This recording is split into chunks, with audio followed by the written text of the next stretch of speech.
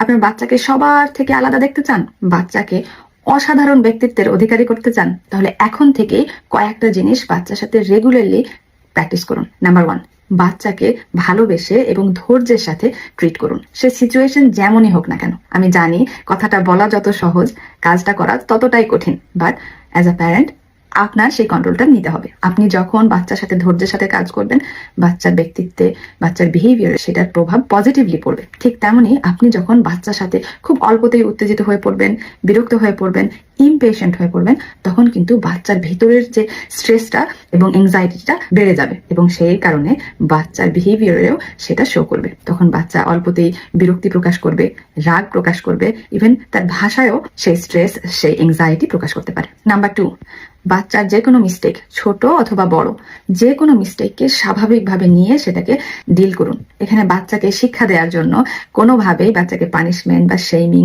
বা আরেকজনের সাথে কম্পেয়ার করবেন না। তা না হলে বাচ্চার ভিতর সেলফ ডাউট তৈরি হবে এবং শুধু তাই নয়, এটা বাচ্চার আত্মবিশ্বাসের উপরেও অনেক নেগেটিভ ইম্প্যাক্ট ফেলবে, যেটা ভবিষ্যতে গিয়েও এটার সাথে কোপ আপ করতে অনেক স্ট্রাগল করবে। শুধু তাই নয়, সে কনফিডেন্সের সাথে আরেকজনের সাথে, আরেকটি মানুষের সাথে কথা বলা, ডিল করা বা যে কোনো প্রবলেম সলভ করতেও খুব স্ট্রাগল করবে। তাহলে কি বাচ্চাকে কি কোনোভাবে শেখানো যাবে না? সব সময় কি আদর আদর করেই শেখাতে হবে?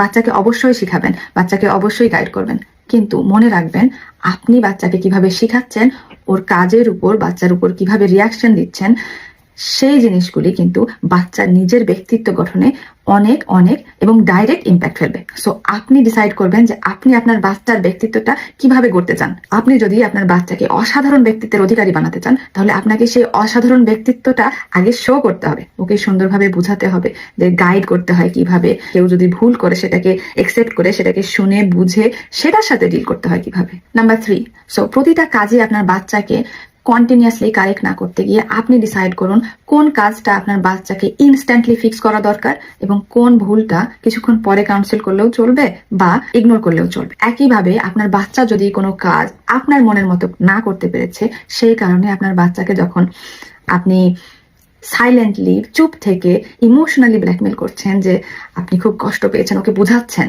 এবং আপনার বাচ্চা শুধুমাত্র আপনাকে ভালোবেসে আপনাকে আরো বেশি খুশি করতে যাওয়ার চেষ্টা করছে, সেটা ওর যতই কষ্ট হোক না কেন, সেই প্র্যাকটিসটা যদি রেগুলার বেসিসে হতে থাকে, তখন কিন্তু আপনার বাচ্চার ভিতরে একটা অভ্যাস গড়ে উঠবে যে মানুষকে খুশি করতে হবে, মানুষকে হ্যাপি রাখতে হবে। এবং ও যখন বড় কোনো গ্রুপের মধ্যে ভবিষ্যতে যাবে এবং সিমিলার সিচুয়েশনে পড়বে, দেখবে মানুষকে খুশি করতে হবে, মানুষ আনহ্যাপি হয়ে গেছে যে কোনো কারণে, তখন কিন্তু নিজের ইমোশনটাকে সে চাপ দিয়ে রেখে মানুষ কিভাবে খুশি হবে সেটার উপরে বেশি ফোকাস দেওয়া শুরু করবে এবং সেটা তখন ওর মানসিক স্বাস্থ্যের জন্য কিন্তু অনেক ক্ষতি।